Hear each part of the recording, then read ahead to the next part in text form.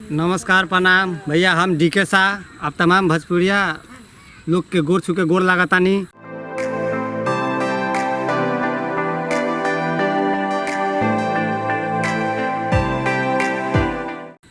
आज हमनी खेसरैया में सुना ये सजनिया गीत लेके आए रहनी शूटिंग करे।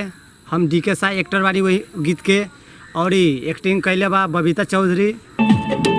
होठवा तोहार लागे भोर के किरनिया, होठवा तोहार लागे भोर के किरनिया, आवेलू याद हरदम सुनाए सजनिया, आवेलू याद हरदम सुनाए सजनिया, आवेलू याद।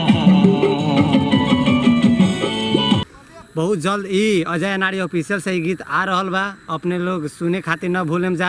गौरी, हम तोरा से बहुत प्यार करेंगे। हम कैमरा वाला से प्यार करेंगे।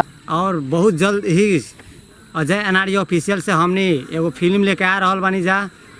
फिल्म के ना का हो भैया, फिल्म के ना का हो कह दी। नमस्कार प्रणाम, मैं हूँ रंजीत बवाली और अभी आप देख रहे हैं अजय अनाड़ी ऑफिशियल से मैं लाइव जुड़ा हूँ। और हम लोग एक शॉर्ट मूवी बना रहे हैं जिस मूवी का नाम है ई हद से भी ज़्यादा दीवानी, और ये मूवी जल्द ही रिलीज होने वाला है। आज हम लोग उसी मूवी का शूट किया है।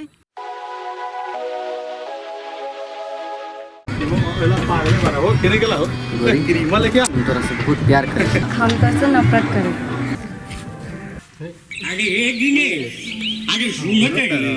और आप लोग को बहुत जल्दी देखने को मिलेगा। और हमारे इस शॉर्ट मूवी को आप लाइक करिए, सब्सक्राइब करिए और दोस्तों में शेयर कीजिए और हम लोग पर प्यार और आशीर्वाद बनाए रखिए।